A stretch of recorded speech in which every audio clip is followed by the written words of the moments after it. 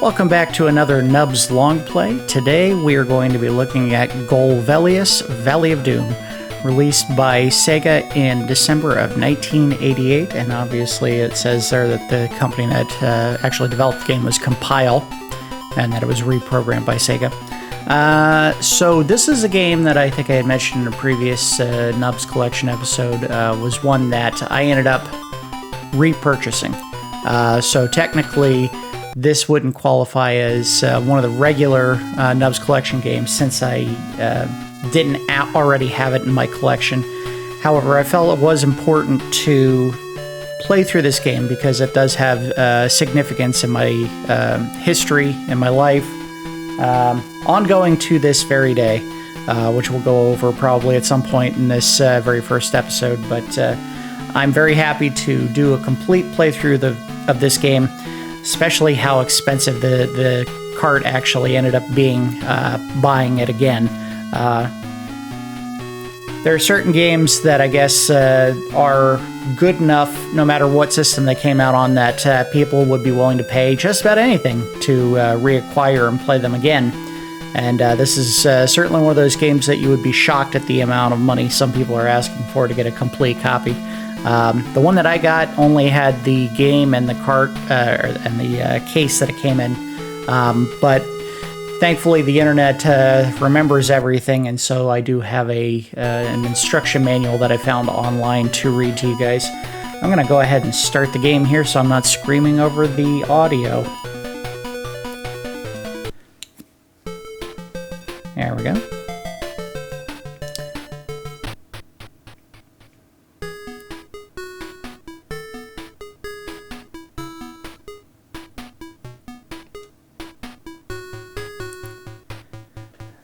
So if some of this didn't look extremely familiar, this game wears its Legend of Zelda inspirations on its sleeve.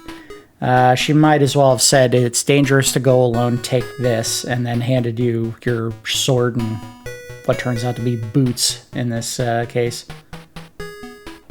But let me go ahead and hit the pause button so I can talk to you without having to scream.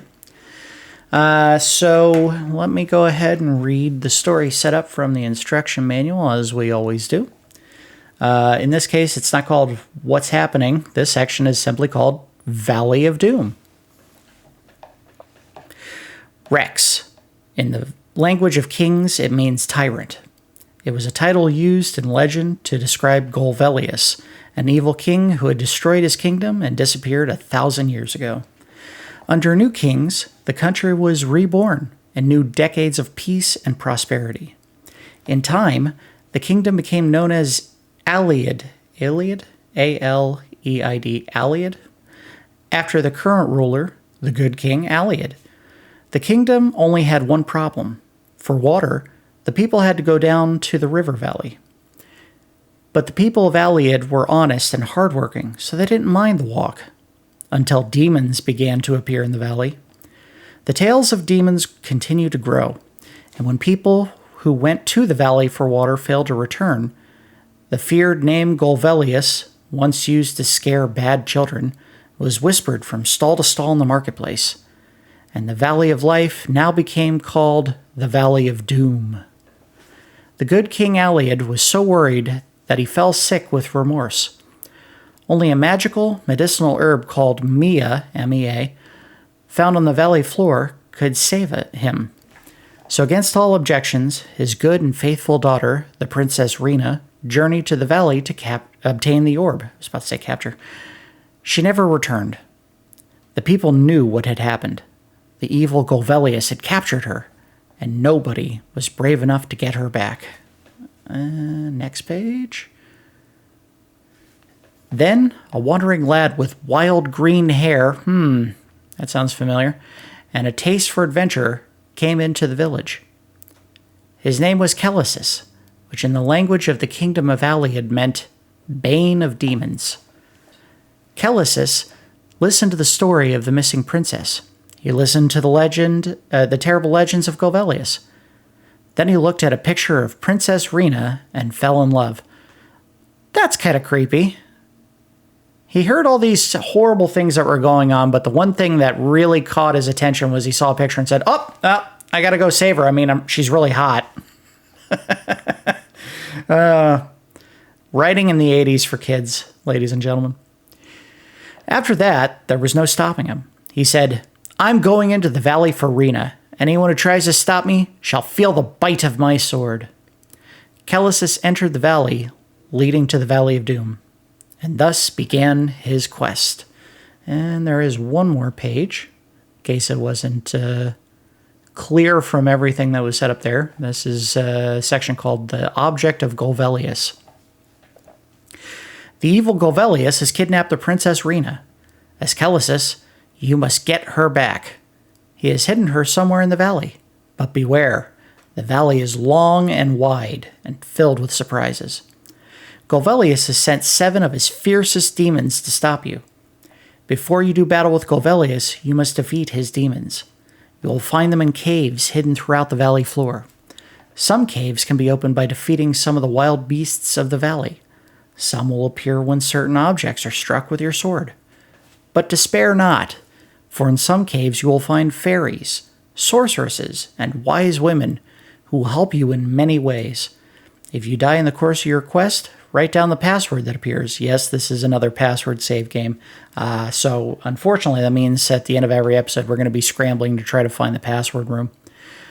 By entering this password, you'll be able to begin the game from the opening of the valley, if you get that far, with all your possessions intact. Now get in there and save the princess. Can't you hear her calling for help? Yeah, unfortunately, I think what that means is it doesn't matter where you save in the game. You're always going to get booted back to the very beginning screen. And as you'll probably see in the episodes to come, that means there's going to be a lot of backtracking.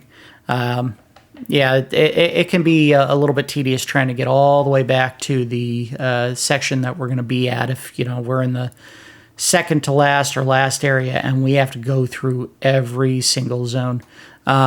I do believe we get an item that'll make it a little bit easier to get to that last section. But we'll cover that when we get there. So let's go ahead and get started with this game.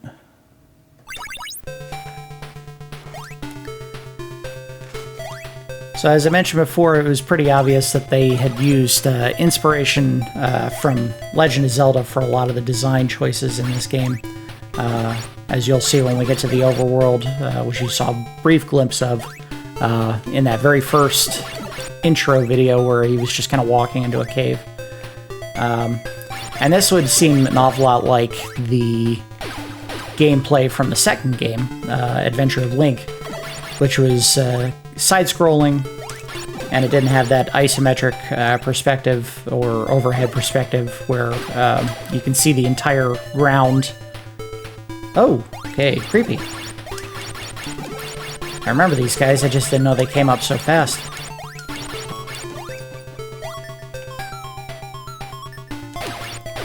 I don't know if I ever actually understood when I first played the game why everything, it seems like when you play, is bubble-based. Because you get health from bubbles in this game, or bubble-looking objects. I'll say they're bubble-looking objects and explain that later. Alright, there we go. Hey, which way do I go? Oh, there we go. I go that way. So I hope you like this song, because you're going to hear it an awful lot in this one.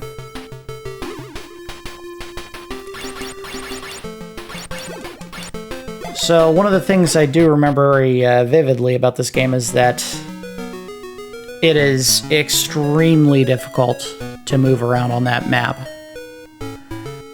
But hey, we got a good first look at what I was talking about before. The health icon looks like it's based on this character here named Randar, who's polite enough to tell you exactly what his name is. If you look in the upper right corner there where there's a little black circle with what looks like 2 feet underneath it, that looks like the Randar symbol. And he is very expensive to heal, and it didn't take but a few hits to take serious damage. Yeah, moving around in this game is difficult. Because it's very sticky, unlike Zelda, where you could move at any angle in the 4 cardinal directions, no matter what plane you were on. In this one, you have to be in perfect alignment with one of those squares that your character can occupy in order to turn left or right or go up or down. Which means, you know, if you're trying to attack an object, your body may not turn the direction you wanted to turn it in when you were ready to do it.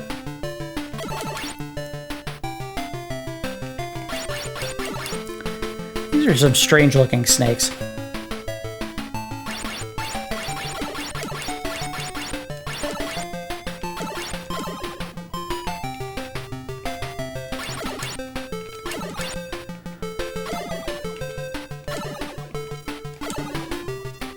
So, and I didn't think this was going to be a huge issue, but I'm starting to think it might be as part of this recording and all future recordings for this game. Boy, that sword sound, that is real annoying. So I don't think I'm going to go trigger happy as I had in some of the previous playthroughs, just to spare your ears and mine. So what I'm doing here is, this is one of the more useful tactics in this game, because the enemy movement and your ability to respond to an attack is hampered by the way that the character controls, is to gather enemies against a barrier that they cannot pass, and then just take them all at once. And if I had mentioned in one of the episodes leading up to this playthrough about what this game is going to entail, there is going to be a lot of grinding just to get the amount of money we need to buy the items throughout the game. Much like Legend of Zelda, which it clearly took its inspirations from, you will have to buy the equipment that you need during your playthrough. Unlike Zelda, you don't get any additional equipment just from playing. There are no objects inside of the dungeons that you get to pick up. For the most part, everything you need is purchased through gold. In fact, that's why this lady is speaking to me and telling me to get more money. And you don't get money from drops on the screen. As soon as you kill the enemy, you get the money for whatever they had. Oh, come on. Let's go back down here. So there are going to be certain areas that are really good for farming, and others that are not great for farming, simply because it's easier to gather the enemy and stab them without being hit back.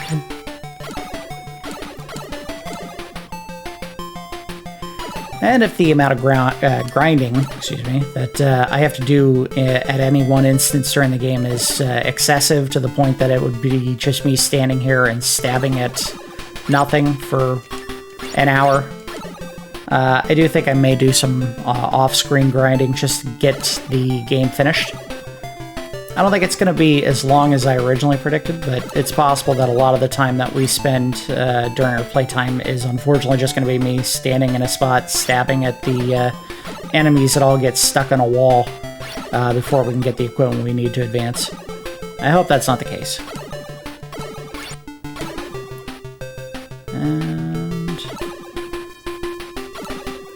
This is also one of the prime examples of an instance where,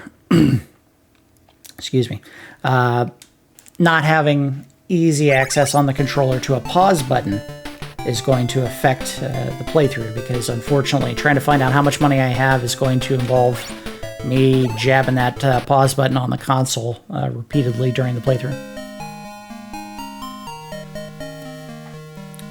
I do want...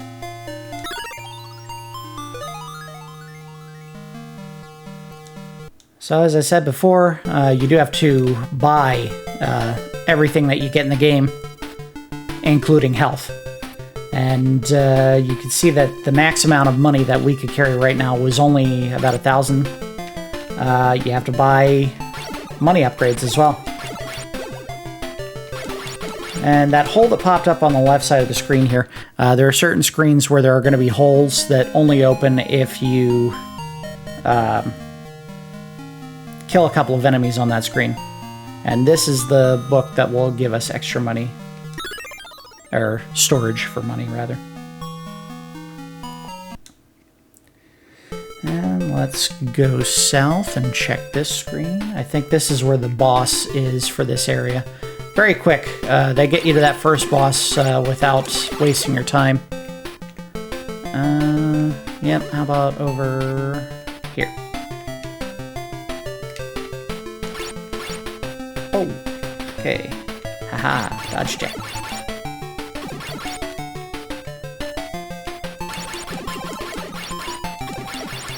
I'm not seeing anything. Now we gotta hit a bush. Nope.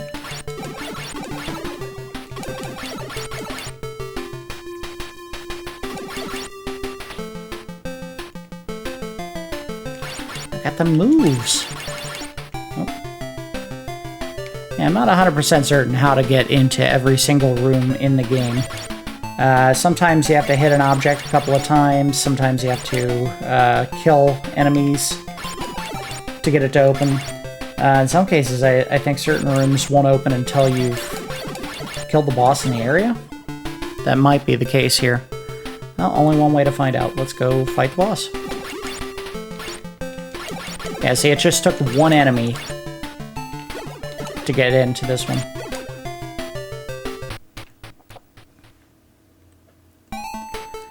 And this area represents one of the more regrettable choices that they made about this game, which was you have dungeons like this where the screen scrolls for you. And unfortunately that creates opportunities, which I don't think we see in the first dungeon, where if you get to the spot where you have to choose between two different paths, one of them may be a dead end, and you can't turn around. So if you're in a really long dungeon and you make the wrong choice, you get stuck and you get forced out of the dungeon and have to start the whole thing over again, which is not fun. Whoever thought that would be a good way to play the game, wow, that's really big. They made the wrong call there. Oh, well, come on, kill him. Kill him, I want your health. I didn't get it in time. This might be bad. Whoa. Whoa. This is the first boss, who has a very specific name, and I don't know what it is.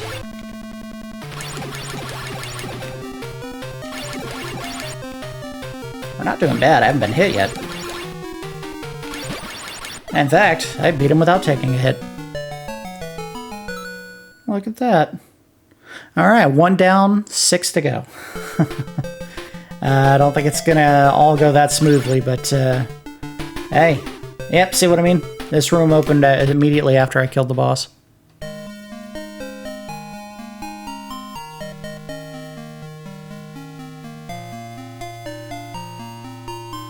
So the item we need to collect in order to finish the game, fight the final boss, and save the princess, this lady was crouching on and wants me to pay $1,000 for. I had to, like, steal it. Stab her. You realize this kingdom is screwed if you don't just sell it or just give it to me, lady? No, she wants to make money off of it. What a jerk. Okay. Oh, oh, oh. So unfortunately, there's going to be a lot of screens where we see this lady right here. I don't know how this helps me in any way. It's like she's mocking me for not finding a room that had anything useful in it.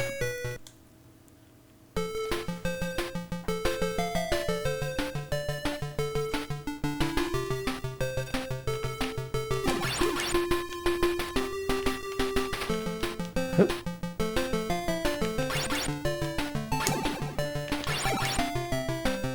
Get them all away from that room.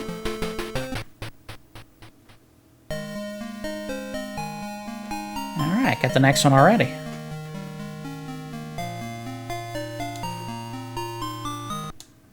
Can't afford it. Actually, wait a minute. I want to try something real quick. I want. Alright, so I have a story tied to this character. One that has haunted me for most of my life. So much so that it has followed me even up until last weekend when I was visiting my family. One night, the family was gathered at the dinner table, eating, talking, and my sister, one of my sisters said something that annoyed me, and I called her, quote, an idote. And everyone looks at me funny and goes, idote? What's an idote? And I explained to him, you know, that thing that lady calls you in the game. And my mom starts laughing, because she knows exactly what I'm talking about. I was referring to this exact character right here, calling you an idiot. And she explained it to everyone, and now I have had to live with that for my entire life. In fact, my sister just this weekend called me an idote when I got to the house for something. So thank you, Golvellius. You've been haunting my life for 30 years.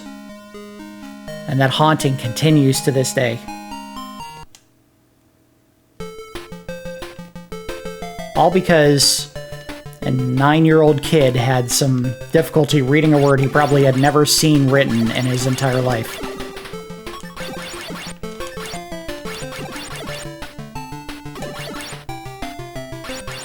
Fortunately, the game does not give you the option to just murder her and take the potion outright.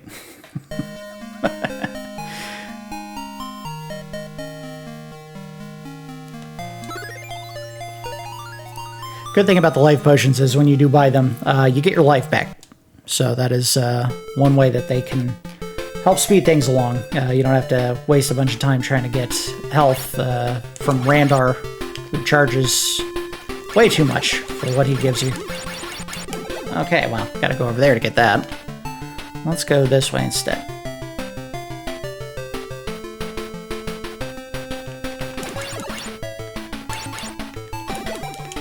Whoa! Those are some fat frogs. What's in here? Okay, this is Rollick Desert. Rollick. I think Rollick is normally spelled with 2 L's. Yes, my reading comprehension skills have improved since that unfortunate incident that has plagued my life.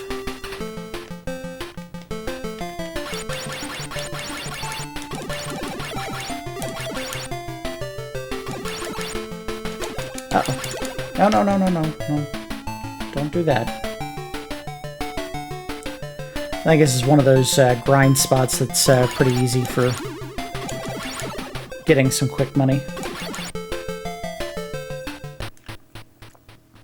I think in real life, if a sword made that kind of loud swishing sound, good lord. Okay, lady, you're gonna keep that shield for a long time.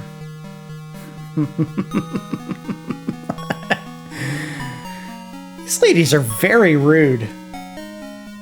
She's trying to sell me a shield I can't even carry the amount of money required to buy. And then she calls me a moron because I can't afford it. Yikes. Alright, what's in here? Okay, here is our password. Not password. Which we won't use right now. We'll make a little more progress and then we'll come back and save that. I always wondered how many characters were required in order to make a password for a game. And how many of them represent location of the screen, because in this case, like I said before, I think you have to go all the way back to the very beginning, that first screen. Not the cave we entered to get here, but where we start in that first main area.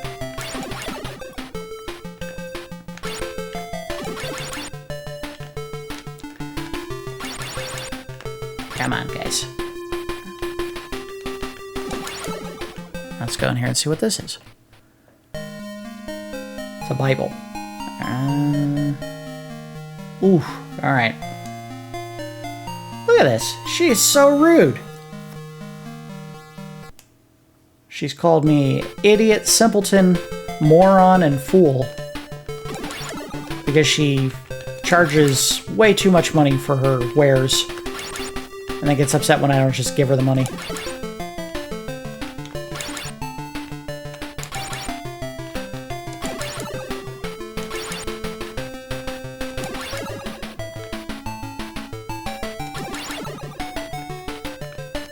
Alright, how much we got? We're close. We're close.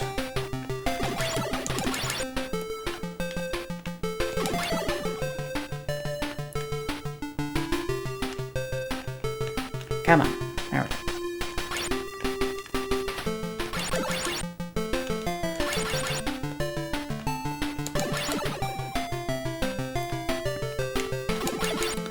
Again, I may grouse about the difficulty of controlling characters in this game now, but imagine trying to play this kind of game with a joystick.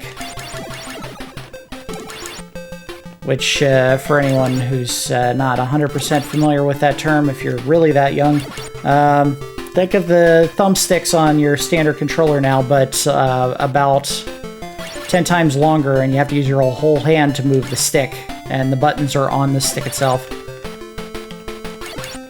And as we had discussed in previous episodes, this control sticks that we had, very noisy when you press in any direction.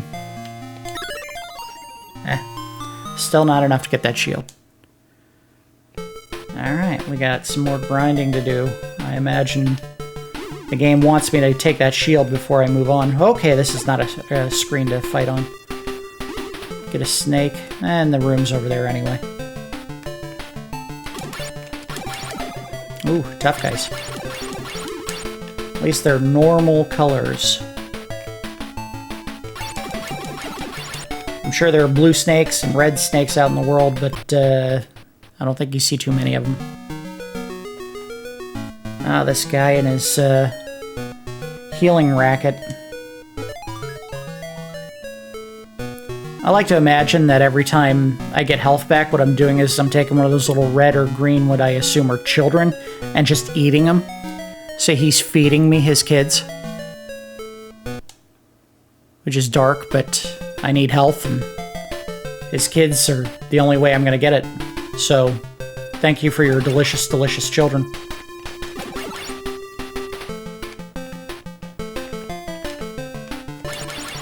What?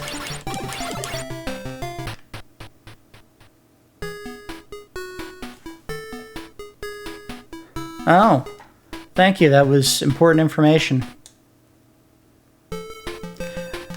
I'm starting to remember that every time I played this game, I absolutely hated encounters with that faerie because she never gave you anything useful. Ever. Alright, got some more health. And it's not too expensive.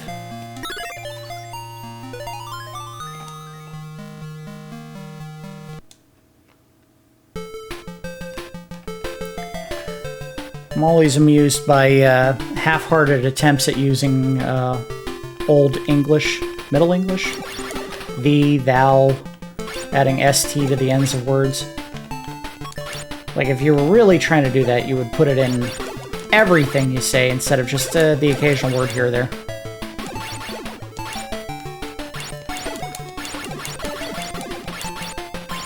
I'm betting, since nothing's happening right now, that one of these skulls is what I gotta hit. And if not, this may be where we go to buy the crystal. Oh, this room's brutal. I gotta get this done quickly and go find Randar and get my health back.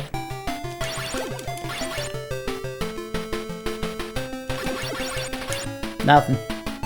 Yeah, this is probably where we go to get the crystal at the end of the boss encounter for this area. Come on, guys. Alright.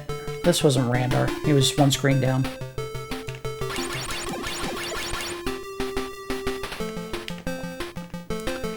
And we're gonna do a quick sneak there. Oh, don't die, don't die. Okay. Yeah. The biggest problem we're going to run into in this game is that I am not 100% certain, but I think if you die, you may lose everything. Oh, crap. It's not this screen. It's this one? It was this one, I think. Okay, down, down, down, down, down, down. Okay, there it is. I just gotta... Oh, okay, don't like that.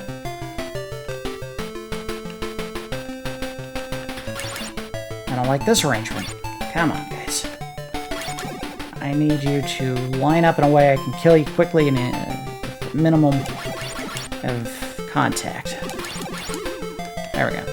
Get them all over here. All over here. All over here. There you go. See ya! I don't think it gives you all your health back in one shot, but I don't know. Let's find out.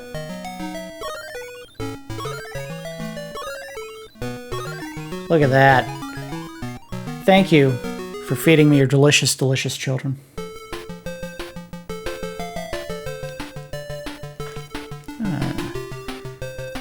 So, as I like to say in just about every episode, my two favorite words, full disclosure, I do have a map open on the screen here. It does not tell me where exactly every item is, but it just gives me kind of a rough layout of what the game looks like, because as much fun as I'm sure it'll be to watch me just kind of wander aimlessly on the map trying to figure out where I'm supposed to go next, I think it would behoove me and everyone watching if I had at least some idea of where I need to go.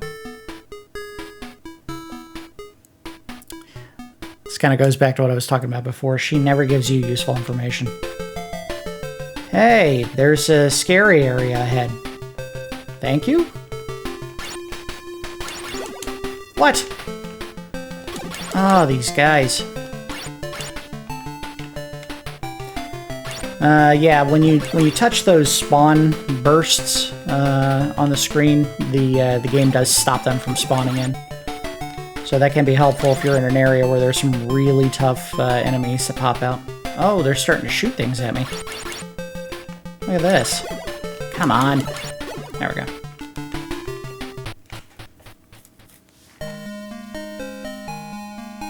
Alright. That's good.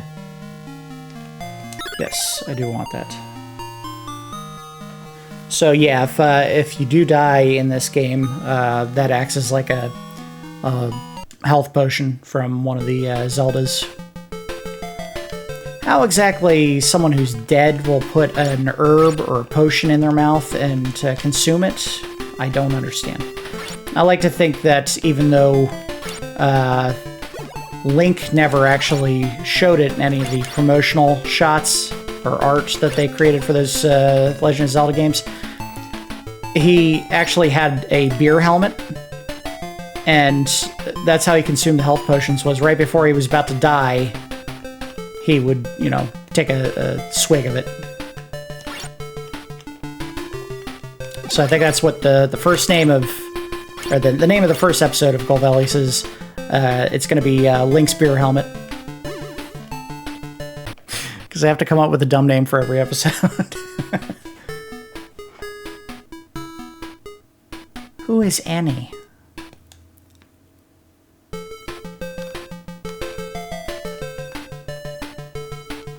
If you're in trouble, press the Annie key. Where's the Annie key?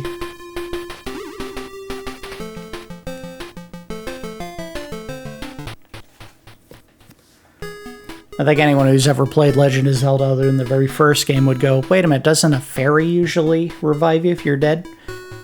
In the first game, no. You had to actually have a health potion on you. So, my story does work, thank you.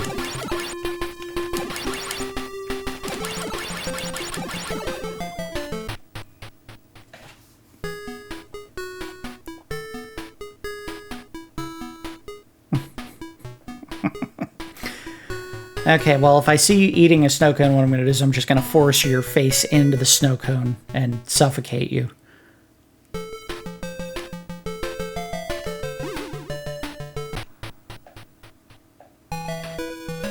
Oh, this is probably who she was talking about.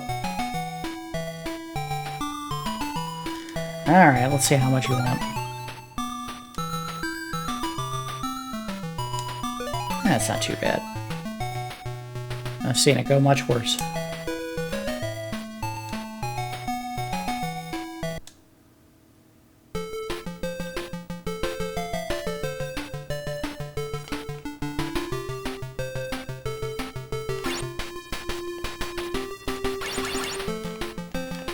Okay, come on, guys. There we go.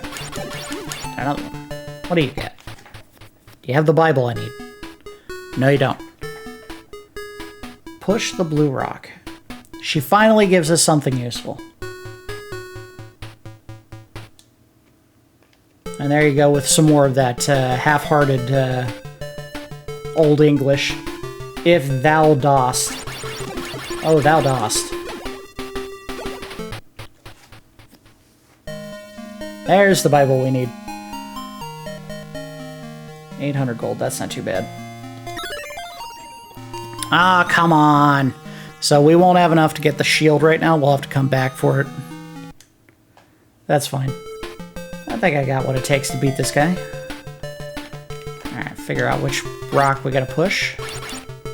Oh, hey. And it may also mean stab. Oh.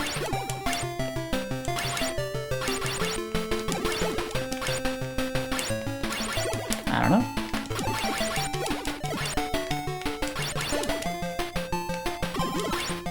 Oh, there we go. I guess I had to stab it. I do like the color palette in this game. A lot of vivid blues and greens, which makes sense because they had mentioned that the game has a very aquatic theme to it. A lot of monsters you can't reach, and it's spelling something! I didn't mean to do that. Just trying to read it.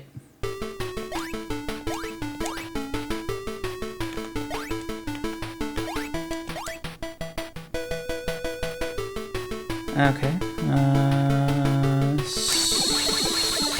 Oh, it's probably spelled Sega. Gee, I wonder who reprogrammed this part of the map. I don't know what these boxes are supposed to be. It looks like a bow tie on a basket. Whoa, okay. I don't think I'm going to be able to kill those. I think I'm just going to have to jump over them.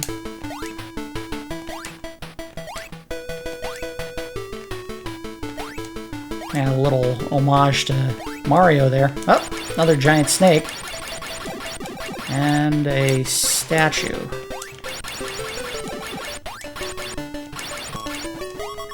Oh, thank you, precious, precious health.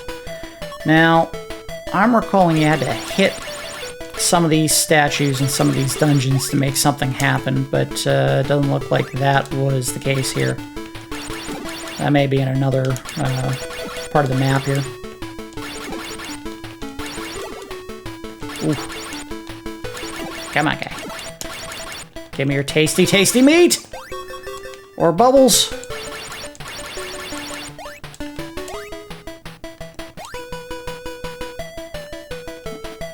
Can I do this? Yep! I made it!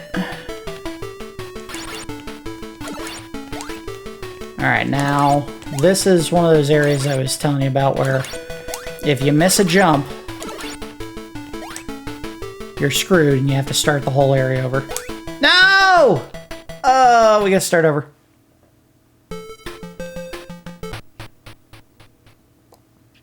I hope that's not the remaining 20 minutes of our episode here, is me trying to get over that one jump.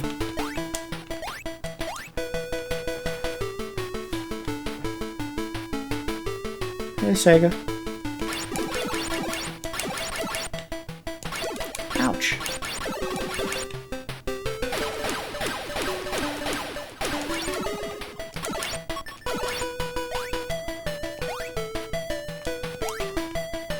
Whoa.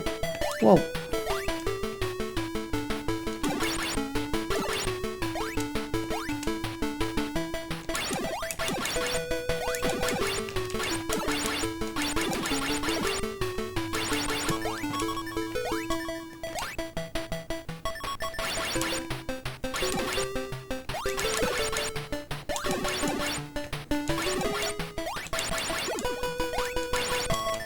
Gotcha.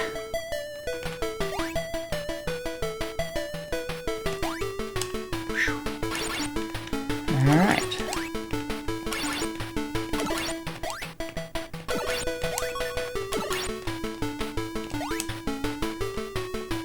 Made it! Alright. Ah, see, there we go. Yeah, you have certain knight statues you gotta stab to get the path to open. Alright, I think this is the boss. Good. Good. Good. Okay. Ouch! That's brutal.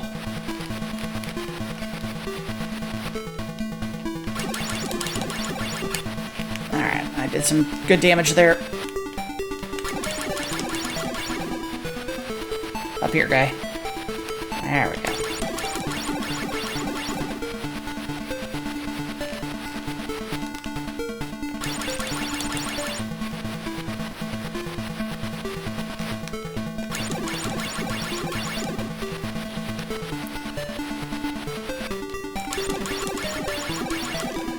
Alright, we're doing alright. I got one hit at the very beginning, and that did a ton of damage, but we're doing alright. I wonder if the game actually assumed you would have the money to buy the shield at this point. Maybe I just missed the Bible somewhere. Which would stink, because that would be a problem if you need to have all of them to buy the last equipment in the game. Alright, let's go where I think the game sells you the crystal. If it doesn't, we may have to go back through all these areas once just to see if we can find it.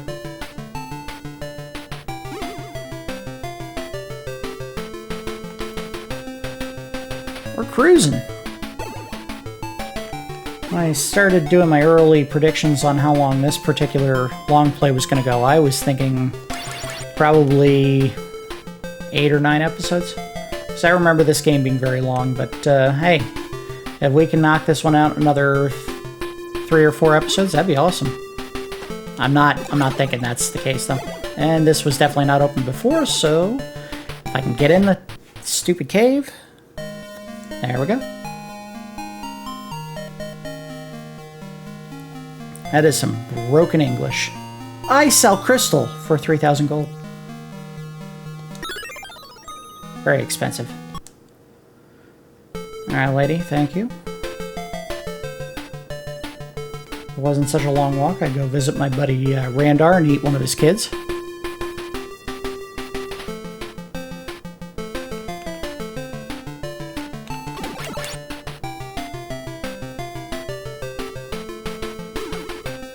We're making progress. That's good.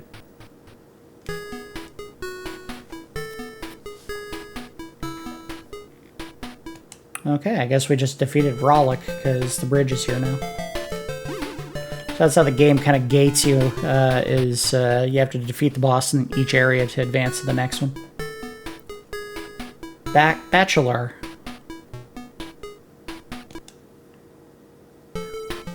Kind of looks like my house. Ooh! Okay.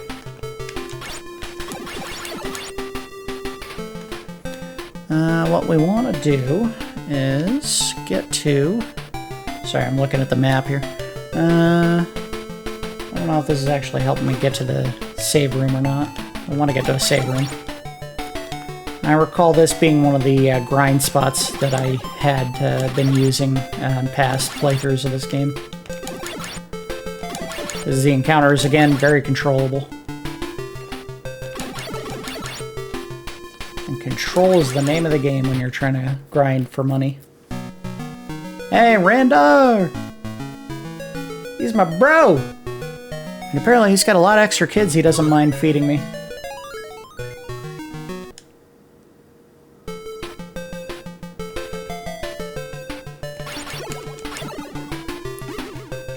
Alright, what's down here? Bees!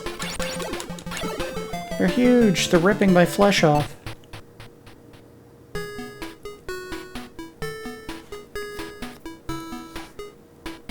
Okay, thank you for that useless tidbit.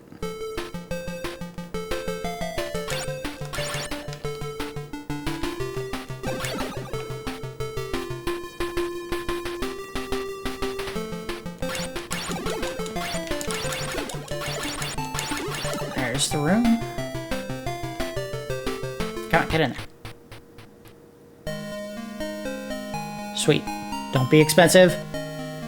Ooh, just enough.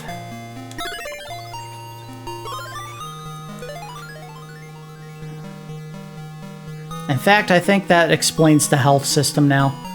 Because those all look like little mini Randars. I bet what's happening is I'm just buying one of his kids' bodies, empty, and then filling it with blood.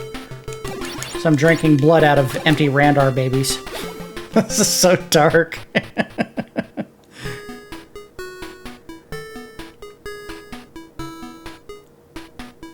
What is this that helped me with? Thank you, I guess, for wasting my time.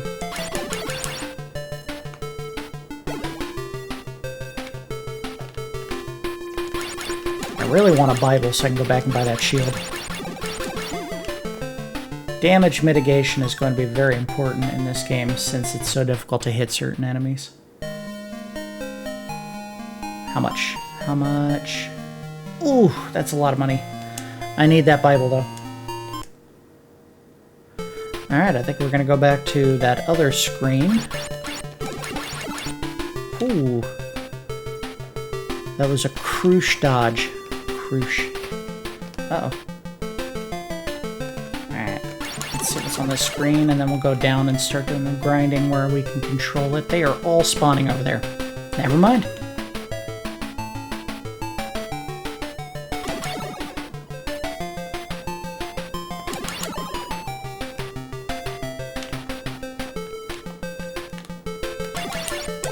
Oh, what? Come on. You do get better swords in this game. That's just kind of your standard Zelda-style equipment upgrade. But again, unlike Zelda, everything in this game you have to pay for. Apparently even the keys you need to beat this game.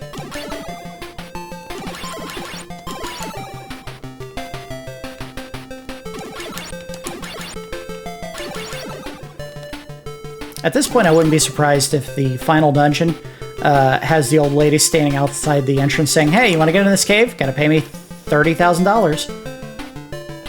They're like, "I'm trying to save your life and the life of every person in the kingdom." And she's like, "Yeah, well, I'm trying to make a buck.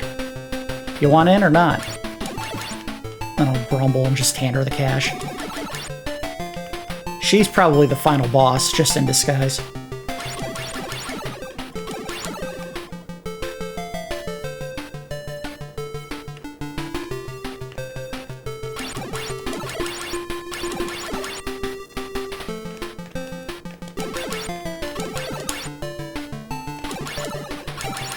Alright, where are we at money-wise? Not there yet. We're getting close. Sorry, I think I just hit the mic with my headphones. Uh-oh, come on.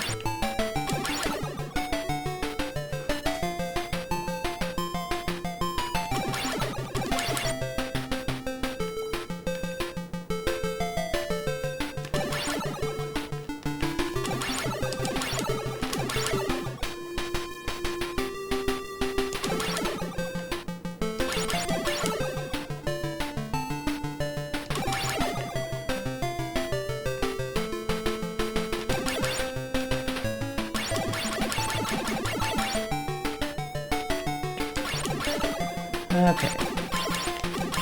Last one, and... there we go. Alright. Let's go get our Bible.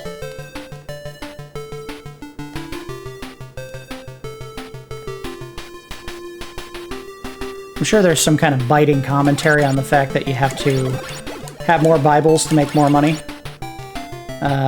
But it's a lazy analogy I'm not going to try to make.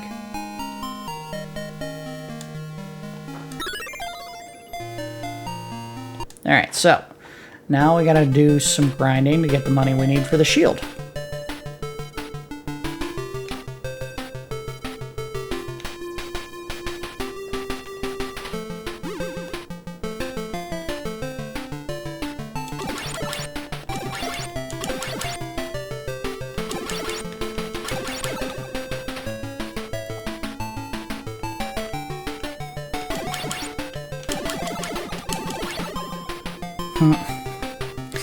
At this point, I also wouldn't be surprised if at the very end of the game, you finally save the princess, you defeat the bad guy, and you go to have a wedding with Rena, who you had only just met and seen one picture of. And of course, the old woman's standing outside of the wedding reception saying, "Probably need a wedding ring. That'll cost you 80,000. Ooh, the bride probably needed the flowers for her bridal bouquet, right? Yeah, that'll be 100,000. Just keep jacking the prices up on everything. Then we find out she wasn't Golvellius, she was the king!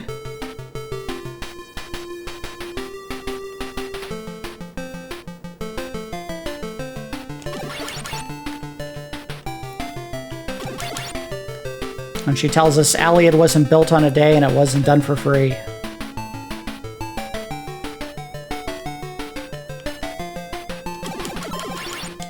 Come on.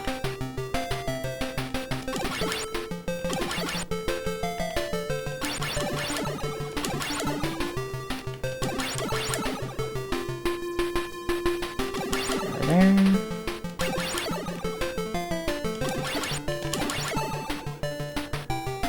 Yeah, this is kind of what I was afraid of, is there's going to be a lot of areas in the game where it's simply just me standing around grinding to get money.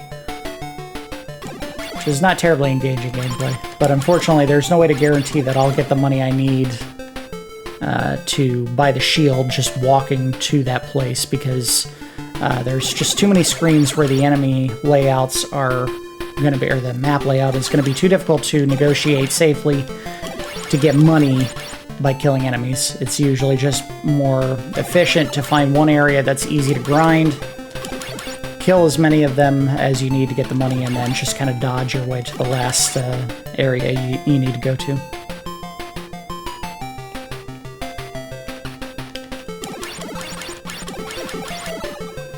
Alright, let's see where we're at. 33. Wow. Long way to go.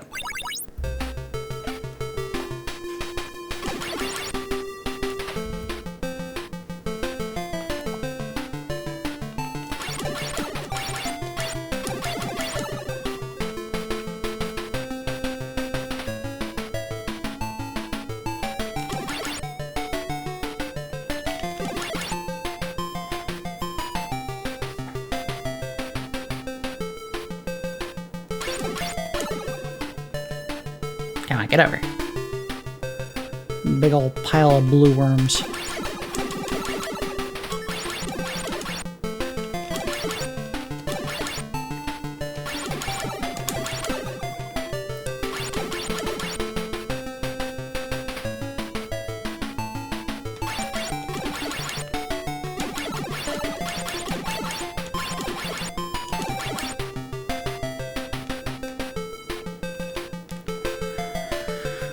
We're at 54 minutes now. I think what we'll do is we will grind up the money we need to get the shield, and we'll call this an episode.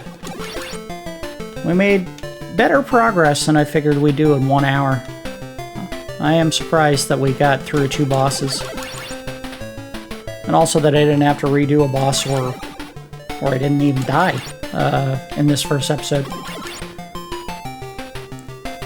But again, a lot of what I remember about the difficulty of this game is based entirely on the fact that we were using joysticks to do all the gaming on the Sega Master System. So, important note for anyone who's collecting retro consoles and trying to store their controllers. Absolutely under no circumstances should you ever wrap the cord around the controller. I think we destroyed all of the normal Sega Master System controllers just by doing that. After that, we learned to bundle the wiring on the controllers a little bit different.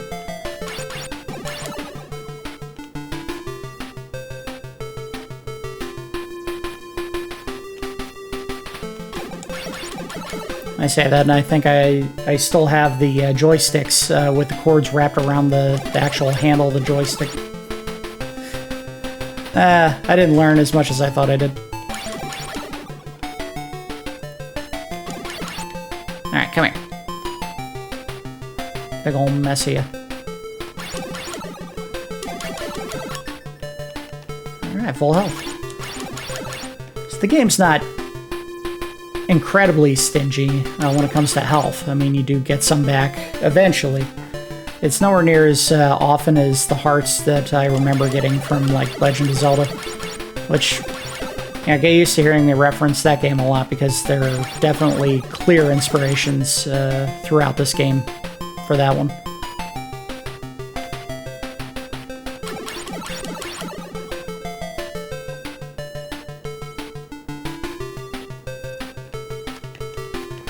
Alright, I think we'll mess up these guys and check the money again. Oh, we're getting there. We're getting there.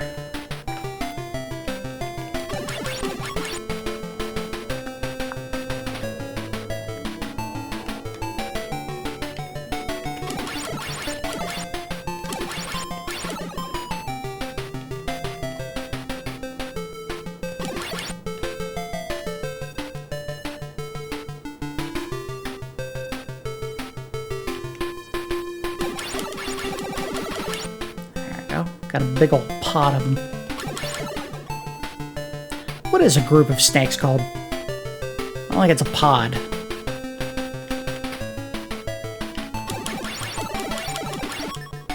Bundle of snakes? A gathering of snakes. A sweet Jesus of snakes. That's what it's called.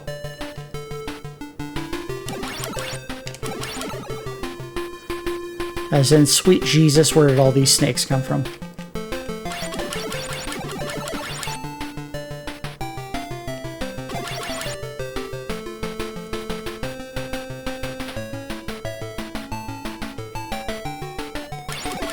Haha, stab ya.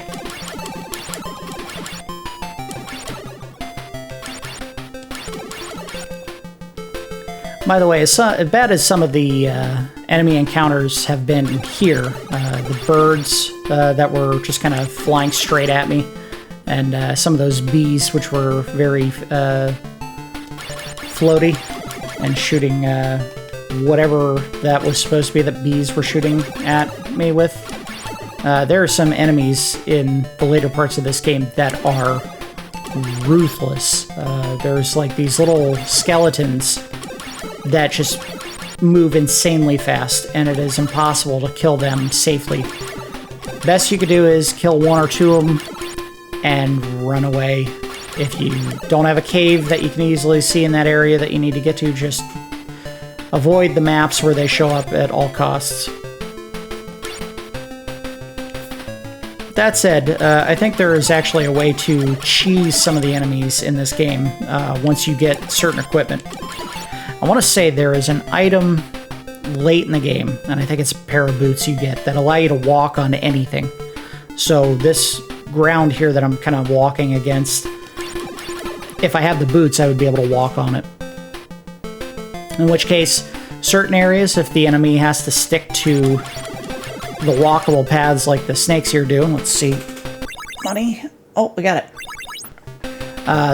The game would also have to, or the enemy would also have to stick to the same walking paths that I would have to follow. And if I can walk on anything, you don't have to worry about that. You just walk over an area they can't get to and you just stab away.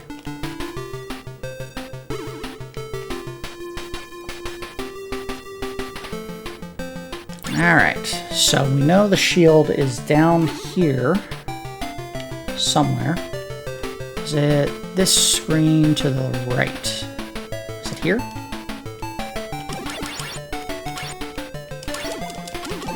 Gotcha.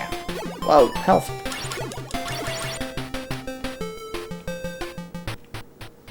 Not 100% certain, but I think this... Nope, she's not.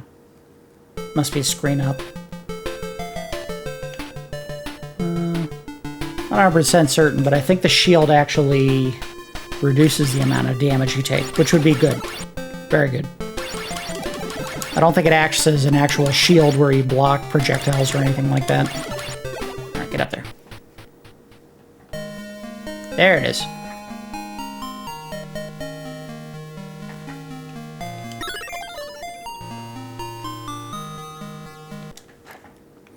The good thing is you don't have to actually equip anything. The music changed. I didn't remember that. But the tune does sound familiar. This is the lady we needed. Alright, I think that's a good stopping point for the first episode. We took out the first 2 bosses. We picked up a bunch of money and health, and got the shield that apparently changes the music permanently. So we got our password screen. I think I'm going to go ahead and wrap it up there. Thank you again for watching. I do appreciate every single one of you coming by and checking these videos out and listening to me ramble about nonsense every day. Not every day, but I have been off from work the last week, so I decided to cram in a bunch of episodes, try to give me some cushion between recording time and the time that episodes launch. But thanks again for watching, everyone, and I will see you next time.